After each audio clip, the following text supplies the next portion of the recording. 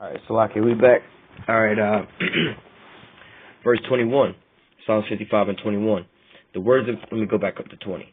Psalms 55 and 20. He put forth his hands against such, be at peace with him. He hath broken his covenant. The words of his mouth were smoother than butter, but war was in his heart. His words were softer than oil, yet they were drawn swords. Yeah. Okay, so in the, let's start back at the beginning. Okay. What was it? I want to say like around July 4th, 1776, right? When they signed those goddamn documents. The shit that established America as being like the United States of America, you know? When he did that in there, he wrote all men was created equal, you know? And they have certain freedoms as far as like the pursuit of happiness and all that mess, you know? Growing up in school, you didn't heard and rehearsed all this bullshit, right? But this document was signed in 1776, right? The Emancipation and Proclamation didn't happen until 1855.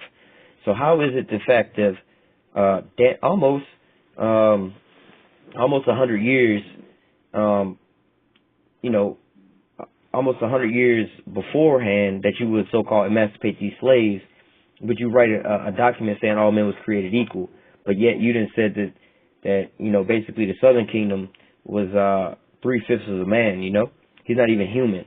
But I thought all man was created equal. Or was it all Edomite men created equal? Because you don't treat, you know, the Asians like that. You don't treat the Arabs like that. You know, you treat all them like they're beneath you. So what men are you talking about when you say all men was created equal? Okay? It says his words are smoother than butter, but war was in his heart. You know? Yeah. It's like a shady salesman. You know, he's trying to sell you a fucking a lemon, more or less to say. Like if you can remember that old ass movie Matilda, Homegirl's dad, he was that shady car salesman, you know, putting glue and shit on the car just sort of look good on a lot until you take it home and you really realize what's going on, you know? Yeah, all men are created equal. But then when you really look at it, the fuck? Y'all got slaves, you know? Oh yeah, we want to go over there and liberate the people of Iraq from their brutal dictator Saddam Hussein, you know, because he killing his people. And also, what do you call it? Bashar al-Assad and the Syrians from Bashar al-Assad, you know? We want to liberate them from their brutal dictator, and the Libyans from Muammar Gaddafi, you know? Now, since America went over there, you know, those are smooth words, you know? Smoother than butter and also softer than oil, you know? But then when he went over there, what is the fruits that you see from the seeds he planted over there, you know? You see nothing but death and destruction. You know, it basically war all day, you know? Oh, Saddam Hussein was such a bad person for the people over there. The people are all super oppressed. Now the people over in Iraq don't have no infrastructure, no stable government, you know, no peace over there. It's just nothing but bombs being dropped over there. And then also being littered with depleted uranium, you know, that's another thing you could look at, you know, all those rounds and those bullets that they have with depleted uranium in them, you know? You fucking shoot rounds into the walls and shit, and now the wall and everything around it is contaminated. You know, you don't even have to hit nobody. It's a slow kill, you know? Look at the people, the effects of all that, you know, years later now from over there, you know, all that depleted uranium and all the deformed babies and shit that's being born over there, you know? The words of his mouth were smoother than butter, but war was in his heart. The words were softer than oil, but yet they were drawn swords. Yeah, man. And you know, they go they propagate this how do you say they propagate basically these lies, more or less to say, you know? Like you know, we want to treat everybody, you know, we want to create a safe spot for everybody, more or less to say, you know, where nobody feels excluded. So, you know, we got to change up the words and stuff like this to accommodate certain people, you know, or so these transgender people don't get offended, or not even real transgender people who had operations to actually have a sex change, but even people who, you know, for example, like me, okay, I was born a male, I'm still a male, I still have my male genitalia, you know, but all of a sudden now I just want to say, just at the drop of a dime, I'm a female, not even changing it, I just, you know, say I'm a female, you know, and so that, you know, that I'm not offended, I should be able to go into a female's bathroom, you know, just because I feel like today I'm a female, you know, and so, you know, they allow those type of things, so I wouldn't be offended. All right. Now, what if, let's say that was somebody else, right? Now, what if I'm actually offended because of the fact of now I gotta share a fucking bathroom with somebody that, you know what I'm saying, it's like, yo, man, I'm a little offended by that. You know what I'm saying? I don't want to be in the bathroom with, first of all, somebody that's fucking insane. You know what I'm saying? And somebody who would do, that's just, you don't want no shit like that. Just, trust me. You know what I'm saying? Men going in men's bathrooms, sometimes you see a bunch of stalls, right? Is one other person in the bathroom. You don't go walk up next to the stall right beside old boy and piss right beside him. You might put a stall between you and him, You want a little bit of privacy when first of all, and I don't even like talking to another motherfucker in the bathroom while I'm pissing. Like, bitch, I got my dick in my hand, you know what I'm saying?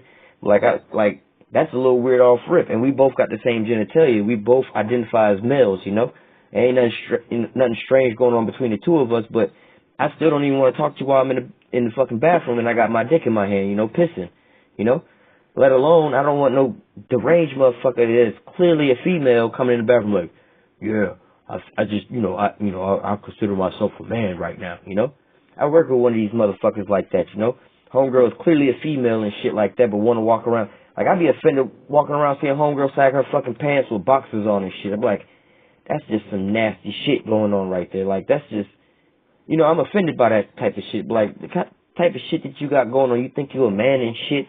You know what I'm saying? Be want to just beat the shit out of this motherfucker. Like, all right, you want to be a man, you want to be treated equal like America say. You know what I'm saying? I'm going to treat you like a nigga. I'm going to beat your ass like another man, Oh, you can't hit women. But she don't identify herself as a woman, This is that bullshit. They say the words of his mouth were smoother than butter. Yeah, if she want to feel like she a man today, then you got to address her and act like she a man. Oh, but I can't treat her like a man. In reality, I can't just knock her ass out like that and just like it's man on man. It ain't no woman on man, man on no woman type of fight.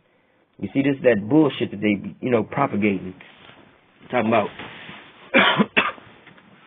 saying things one way, but then, things is completely opposite of that, It's just, it's pure wickedness, Getting into my next script.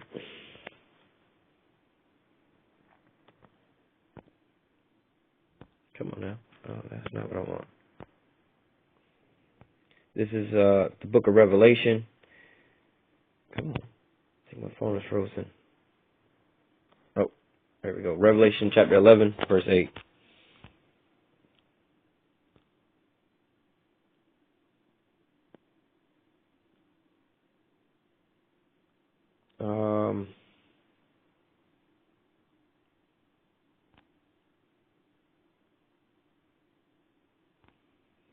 Yeah, we're going to just read,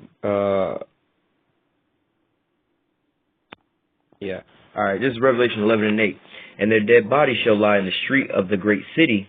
Okay? Now, in the previous lesson, we found out what this great city was. They also speak about this in Revelation 17.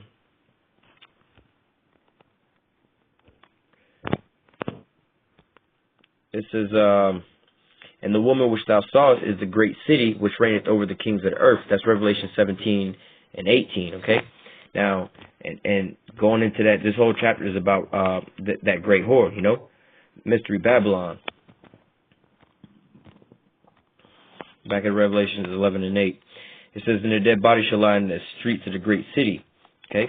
America, talking about America, Look at, shit, we can go into any time period, and this is talking about Jake, any time period here, First and foremost, when Esau came over here, he genocided the Native American Indians, And most of the time, he just left them dead right where they was at, Look at, go look up a documentary on Wounded Knee about how they had out there with those Hotchkiss guns, or pretty much a Gatling gun, pretty much, or a minigun, but it was called something different a little bit before that, They was out there just mowing them down, and just leaving them right there, And the Trail of Tears and stuff like that, marching people from down here in Florida all the way up to, I believe it was Oklahoma, And they still have that. It's still a major thing here in Florida, and it actually just goes all the way up, like I said, all the way up there, Now here in Florida, like around where I live now, the Trail of Tears, if you don't know, is U.S. Highway 41, okay? That's the Trail of Tears. It's still here today, and in certain areas, like pretty much right where I live at, right around where I live at here in Florida. This is right where a lot of it. First of all, I live pretty much right around the area where where these Edomites started landing. You know, Ponce de Leon and Hernando de Soto, Hernan Cortez, and all these motherfuckers. They all landed like right over here where I'm at, you know, and right where I live, right around where I live, there's a lot of statues of these people, you know. They have these statues still up, you know, they have the roads, businesses, everything that's named after these people, you know. All these things is named after these people. You have so-called Native Americans and you know, so-called Mexicans, and also you have so-called Seminole Indians. There's a huge population of Seminole Indians that live around where I'm at, you know. You have these people that have to travel down these roads, and also these monuments that is in remembrance. It's basically it's a monument to celebrate basically their genocide, you know. And you know, on a daily basis, you know, there's a lot of jake that to travel on. In fact, I got to travel this damn road damn near every day to get to work, you know, U.S. Highway 41. And in some places on that road, you know, around here, they'll call it Tamiami Trail, okay? Now, Tamiami Trail is, again, the Trail of Tears, you know? And even in certain places around here, they'll actually put up there, like, here's a marker and here's a sign, you know, telling you about the Trail of Tears, you know? Where they sat here and marched them from, like, literally right around the corner from where I'm at, and marched them all the way up there. And these signs and their history is still there to this day, you know?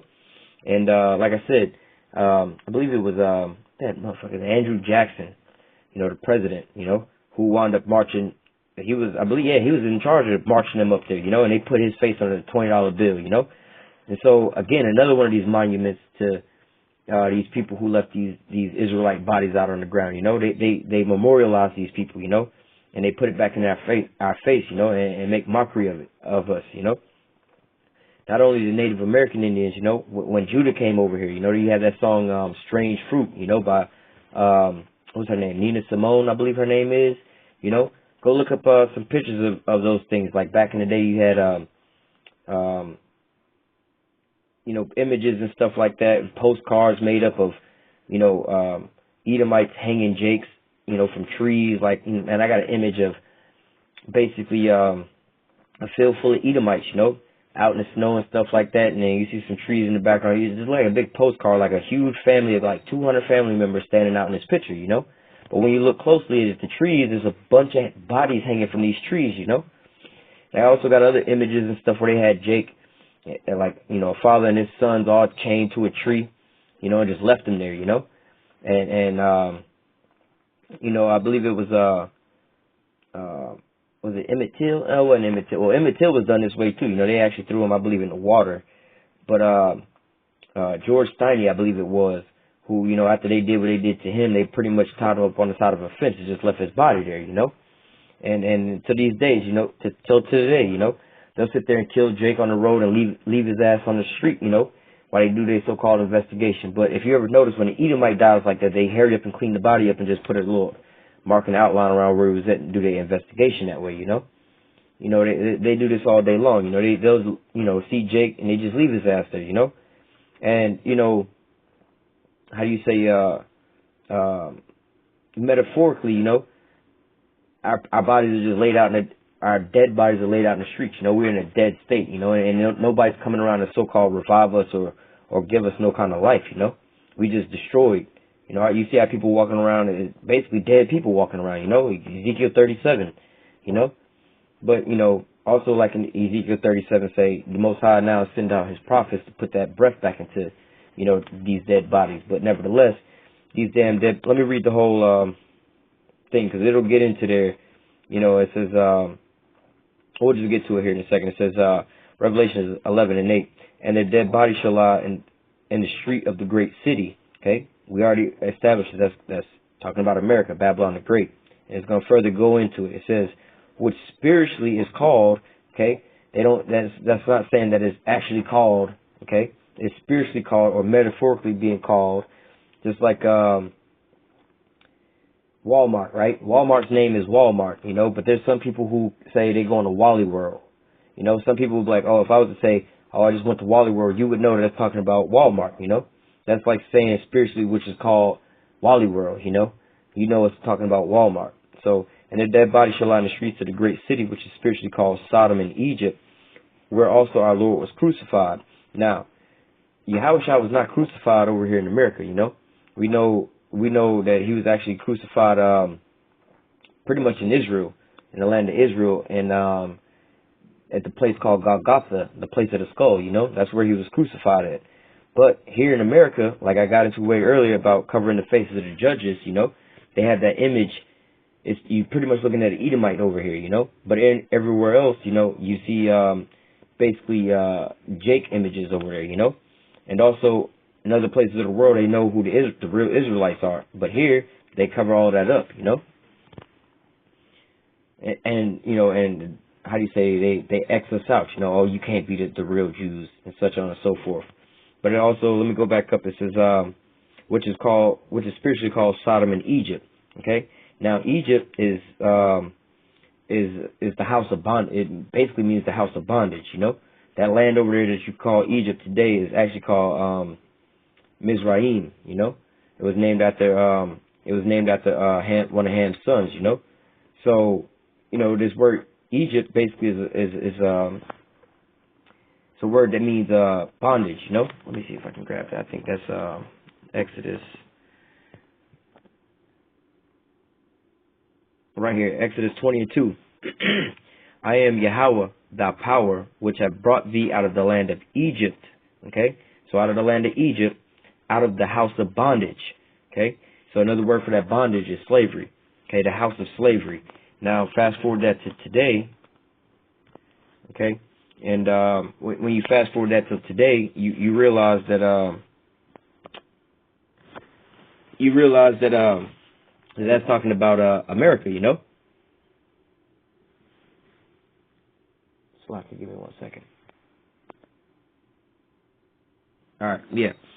When you look at the House of Bondage today, that's actually talking about America, you know. Like I said, Brazil was, I believe, the biggest recipient of slaves, although America is pretty much way outdid them, you know, and was basically known for that, you know.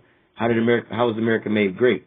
Through slavery and bondage, you know, through all that free labor. Back in the Revelations 11 and 8, which is spiritually called Sodom and Egypt. Okay, now the Sodom part, we just had Barack Obama pretty much start this legalizing gay marriage, more or less to say, you know. And not only that, it's starting to spread all over the rest of the world, you know. So America being the first to make it in the mainstream with all that, and everybody else is following, you know. Verse 9. And they of thy people and kindreds and tongues, and they of the people and the kindreds and tongues and nations shall see their dead bodies 3 days and a half, and shall not suffer their bodies to be put in graves. Yeah. And so, you know, basically this is talking about, you know, the time, you know, that was spent in slavery and stuff like that, and also the oppression that's going on over here, you know. And they suffer not their bodies to be put in graves. None of these other countries even stood up or said nothing about it. You know, they just allowed this to go on as if, you know, we're going to turn a blind eye, you know. We're going to just act like ain't nothing happening. That ain't our business, you know. We're going to just go the other way, you know. We ain't going to try to call America out for none of that, you know. But America can call other countries out. Oh, they over there killing their people. We got to go over there and bomb them. Or where is any other country trying to stand up for, you know, the Israelites over here in America, you know? And things that they constantly doing. You just had a time where the police was gunning down Jake at an enormous rate, but, you know, the government killing people over here. You know, the American government is killing Americans over here, but nobody's standing up for that, you know? Next scripture we're going to get is in the book of Jeremiah, chapter 22.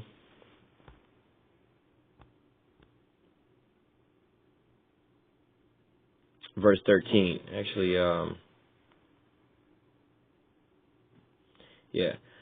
Jeremiah 22 and 13. Woe to him that buildeth his house by unrighteousness. Okay, so woe being destruction to him that buildeth his house by unrighteousness, and chambers by wrong, that uses his neighbor's service without wages, and giveth him not for his work. Okay, and so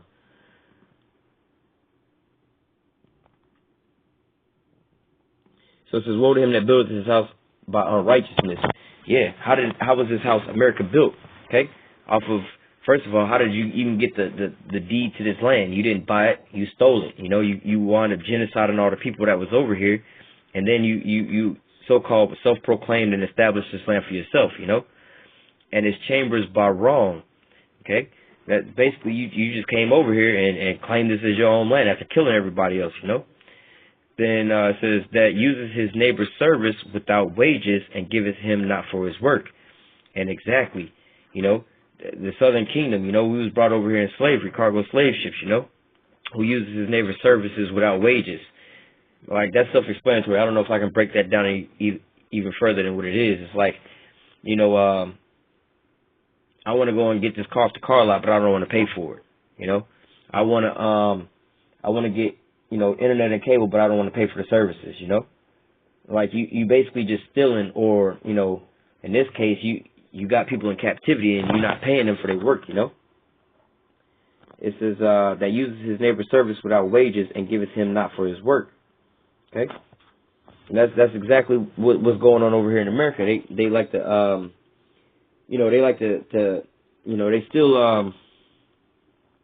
how do you say, they still do this pretty much to this day. You know, like back in those days they had us in slavery, you know, and they wasn't paying the slaves for their work. Obviously it's slavery, you know, but they was benefiting off of it. Same today, you know, you work in these companies, these big factories and stuff like that, you know, making all this, you know, billions and billions of dollars for these people, and yet you don't have enough for your own substance, you know. They over here eating off your back and they underpaying you. That's how they making these billions and billions of dollars, you know, for your work and your labor, you know.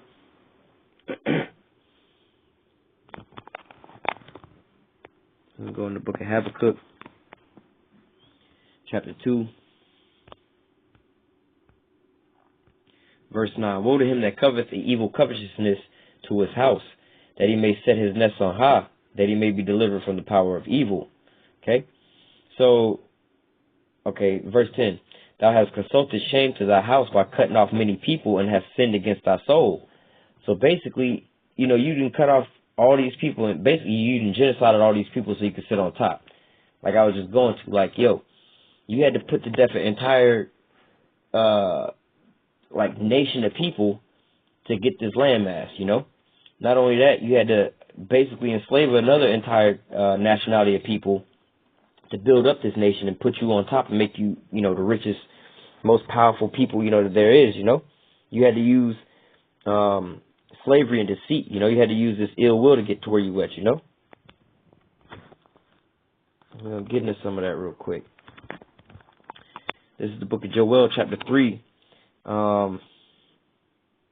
got a little bit of time. This is Joel 3:3. And they have cast lots. Hang on.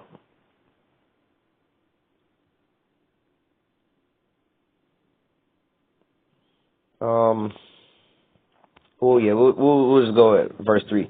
Joel 3:3. They have cast lots for my people, and have given a boy for a harlot, and sold a girl for wine, that they might drink. Yeah, and that's talking about transatlantic slave trade, you know? What was they trading for the slaves, you know? Guns, they was trading muskets, rum, and also, like, they was selling the young boys into prostitution, you know? Yea, what do you have to do with me, O Tyre and Zidon, and all the coast of Palestine? Will you render me a recompense? And if you recompense me swiftly and speedily, will I return your recompense upon your own head? Okay? Like, how you going to pay me back with what you done did, you know? Verse 5, because you have taken my silver and my gold and carried it into your temples, my goodly pleasant things. So Most High said, look, you done stole my gold and my silver, okay? Now you're going to find out what the Most High's gold and silver is. Verse 6, the children of Judah and the children of Jerusalem have you sold into the Grecians, that they might remove them far from their borders, okay? And so, you know, this again is talking about the transatlantic slave trade, you know, and how America got up on top, you know. The Africans sold us unto these Grecians, you know. Who was the Grecians? The Grecians turned to the Romans turned to the Europeans turned to the Americans, okay? That was done over here in America, you know. So, again, more the wickedness of America. Like, yo, you done built first of all, you done got this land from genocide in the nation. You done built this nation up, or you done took the Most High's gold and silver and brought them in slavery. Then you built this nation up and made it so great off their slave labor and didn't pay them for it, you know.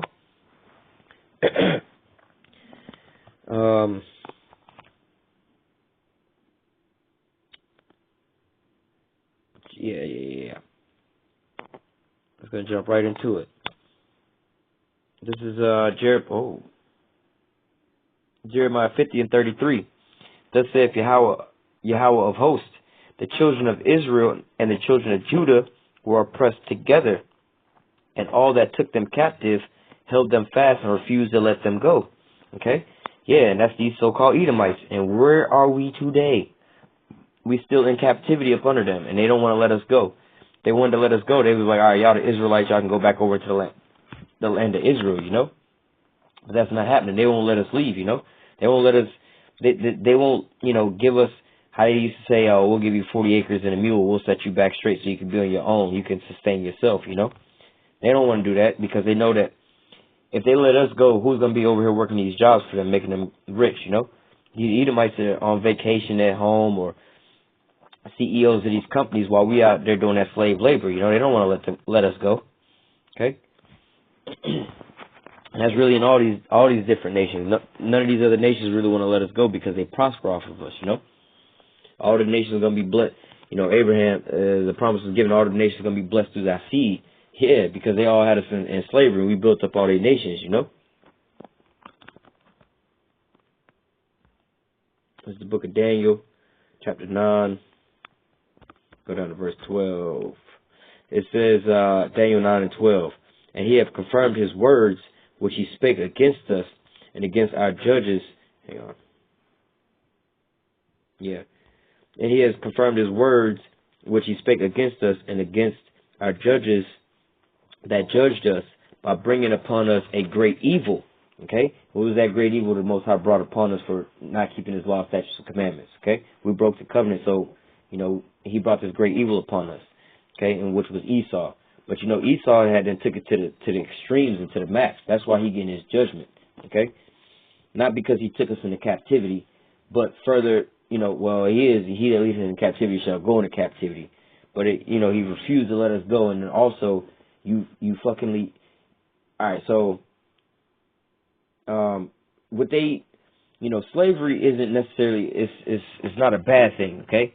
But what happened to the Israelites here in America is not slavery. That's called like torture, you know? That's just straight oppression, you know? Because basically when you have a job, that's more or less like a servitude, or you a servant. That's like a slave, you know? And the Most High has laws about that, you know? You got to pay your slave, got to feed them right. You can't be like, you know what I'm saying, doing no fuck shit with them, you know. And then there's a point in time where there's a year to redeem and things like that, you know. So there's laws about that. But Esau didn't do anything inside of those guidelines. What he was doing was completely different than that, you know. It says, for under the whole heaven, this is Daniel 9:12. Let me just read it back over again. And he has confirmed his words which he spake against us and against our judges that judged us, by bringing upon us a great evil. For under the whole heaven, have not been done as have been done unto Jerusalem. Okay? Basically saying there ain't no worse atrocities that's ever been done under the whole heaven than has been done unto the Israelites, you know? You always hear about the Holocaust and stuff like that, and that's the worst thing that's ever happened. Well, the scriptures say ain't nothing been done worse than what's been done to the children of Jerusalem. Okay? We just read about how they were sold into the children of sold into the Grecians, you know? We just read about, how their dead bodies laid in the streets, you know? We read about how the king of Babylon has devoured us and our flesh, you know? We done read about all those things, you know? Let's grab this next one. God said, under the whole heaven, there ain't nothing worse been done under the whole heaven than has been done to the children of Jerusalem, right? Now, this is Zechariah 11:5. Whose possessors slay them and hold themselves not guilty. Okay?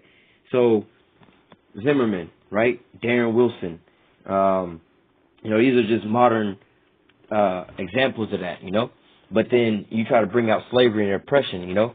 The things that was done to the Negroes, the so-called Negroes here in America, you know? Americans say, oh, that was so long ago. Why y'all bringing that back up? Well, y'all had the Emancipation Proclamation being signed in 1855, right? You say that was so long ago. But you celebrate the 4th of July, your Independence Day, that was July 4th, 1776, damn near 100 years before that. So you talking about forget the shit that's gone on in the past, stop celebrating the 4th of July, okay? Stop celebrating Thanksgiving. When was the first Thanksgiving taking place? Exactly. You know, y'all reminiscing on some old school bullshit, but yet we try to bring our stuff up, and you try to hold yourself not guilty. Oh, that wasn't us. Here's a you want to see this here script come to life. Go around and start asking random Edomites if they or like their family or anybody that they know that's an Edomite, if their family used to own slaves. You know, if they was all slave masters, and they'll all say, no, not my family. We came later. We came here. We didn't own slaves. Every last one of them will tell you that none of them their families have never owned slaves or nothing like that. You know, as if all the old slave owners never had no kids and they all just disappeared one day off the planet Earth. You know, it seems to me that no Edomites are around that their family owned slaves or anything like that, or benefited off of slavery, you know. It says, whose possessors slay them and hold themselves not guilty, and they that sell them say, blessed be Yahweh, for I am rich, and their own shepherds pity them not. Yeah, and they say that they're rich because, look, again, how did America become all this great of a nation? Okay, they became this great of a nation by basically free labor from the Israelites, you know, having us in slavery over here, you know, and let's just look at the cotton, you know, down south in Georgia, you know, and they're making all this cotton and exporting all this cotton, you know, over to England and stuff like that, you know. Let me give it to you in a real example. Imagine how much, just think about how much money Walmart makes on a daily basis, right? Now imagine if they didn't have to pay none of their employees. They didn't have to pay electricity. They didn't have to pay their water bills. They didn't have to pay for insurance. They didn't have to pay for shipping and gas and all that. They didn't have to pay none of their overhead for a whole day. You know, they just making everything that they make is straight profit, you know. Same here, you know. It says, they that sell them say, blessed be Yahweh, for I am rich, and their own shepherds pity them not. Yeah, we got this here free labor, you know, and we getting rich up off of them. Oh, thank God. Thank God that, you know, God bless America, the greatest nation, blah, blah, blah. We're going to prosper. How did you get there? Because, you know, you like the scripture say in Joel 3 and 5, I believe, it says, you have sold my gold and my silver, you know. But like, you know, you even got rich off of stealing the Most High stuff, you know, and benefiting off of their free labor. You ain't paying them, you know. Woe to him that basically, roughly paraphrasing like we read earlier, who built his house basically unrighteously off his neighbor without giving him wages and stuff like that, you know. All this is going into all the same wickedness that America has perpetrated. All this is coming out of America, you know. All of these things line up to just America, you know. Some of these things you could say happen in some of the other countries, but all of these scripts, all these different prophecies and things like that was written down by different prophets in different books in different time frames. All these things line up where? They all meet in one place. That's here in America, you know. So, you know, hopefully, you know, with that, this lesson was edifying, and, you know, and you getting a clear picture of America being written about in the scriptures, you know. And also this lesson was about the wickedness that they commit, you know. You think America's all this holy place and this all righteous place, you know. Look into the history of America. Look at what the Bible say about America, you know. And just look at what's going on around you every day in America, you know. And just, you know, turn the TV off and all that extra bullshit that's got your mind cloudy and all that stuff. And just look at what's really going on over here. And you'll see it clear for yourself, you know. With that, Lord willing, this lesson was edifying. Until next time I say, call halal Yahweh, by Hashem Yahweh Shah, double honor to the apostles and elders of great millstone and rule well. Salutations to you, Akim, pushing this truth and sincerity on the four corners of the earth. Shalom.